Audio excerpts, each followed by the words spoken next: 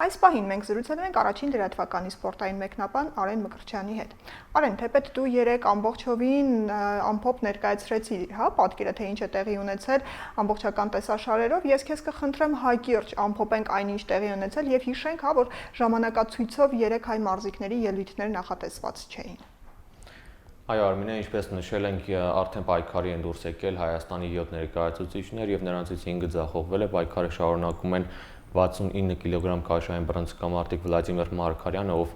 1:16 եզրափակչում հաղթական մեկնարկից հետո հաջորդ փուլում ուժերն է չափելու Կուբան ներկայացնող Ռոնիլ Իգլեսիասի հետ, ով Լոնդոնի 2012 թվականի օլիմպիական խաղերի եւ աշխարհի գործող չեմպիոնն է։ Ինչ վերաբերում է Հարություն Մերդինյանին, մարմնամարզիկ, նա նժույգաթափեր վարժությունում հաջող մեկնարկեց եւ 15.583 հազարերորդական միավորով նվաճեց եզրափակիչ փուլի ուղեգիր։ Վլադիմիրը պայքարի է դուրս գալու վաղը, իսկ Հարություն Մերդինյանը օգոստոսի 14-ին։ Արեն, ինչ է նախատեսված այսօր, ինչ սպասենք հայ մարզիկներից։ Այսօր մեր մարզիկներից եւս 3-ը դուրս կգան պայքարի, 56 կիլոգրամ քաշային կարգում Արամ Ավագյանը բռնցքամարտիկ կներկայացնի Հայաստանը, 64 կիլոգրամ քաշային բռնցքամարտիկ Հովհաննես Բաչկո նույնպես պայքարի դուրս կգան, նրանք կմեկնարկեն 1:16 եզրափակչից։ Այսօր կանանց ծանրամարտի 69 կիլոգրամ քաշային կարգում պայքարի է դուրս գալու Նազիկ Ավդալյանը, Նազիկի մասին կուզենամ մի քանի խոսքով ավելի մանրամասն տեղեկատվություն ներկայացնեմ։ Նախ 2009 թվականի Գոյանգի աշխարհի առաջնությունում Նազիկը ֆանտաստիկ ելույթ ունեցավ եւ լարված պայքարում կարողացավ առավելության հասնել ռուս ախոյան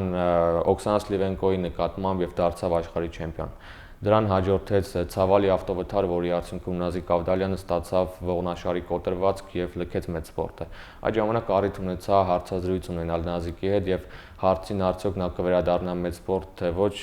մի օր Նազիկը պատասխանեց, որ բժիշկներն արգելել են անգամ ջրով լի փոքրիկ դույլ բարձրացնել։ 7 տարի անց Նազիկ Ավդալյանը վերադարձավ մեծ սպորտ 2016 թվականի Եվրոպայի առաջնությունում, որը կայացավ Նորվեգիայի Ֆյորդե քաղաքում, Նազիկ Ավդալյանը դարձավ չեմպիոն։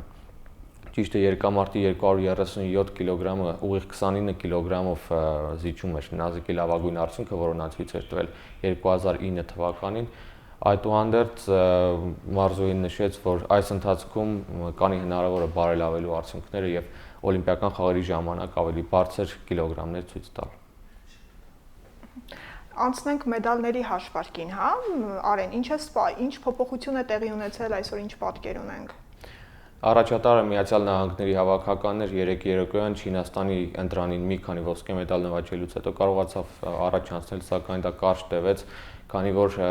Ամերիկայի Միացյալ Նահանգների ընտրանում կազմում ուղղակի ֆենոմենալ ելույթ են ունենում լողորդները։ Մայքլ Ֆելփսը, ով Ռիոյի օլիմպիական խաղերին ներկայացել էր որպես օլիմպիական խաղերի պատմության ամենատիտղոսակիր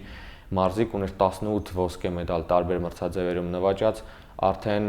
իր ոսկե մեդալների թիվը ավելացրել է եւս 3-ով, ունի 21 ոսկե մեդալ։ Հաջող ելույթ է ունենում նաեւ Միացյալ Նահանգների կազմում լողորդուհի Լեդիցկին,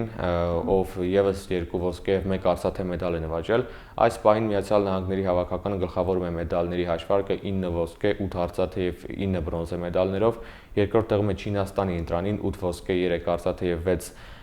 բրոնզե եւ անակնկալ կերպով Հունգարիայի հավաքականը երրորդ տեղում է 4 ոսկե, 1 արծաթե եւ 1 բրոնզե մեդալ։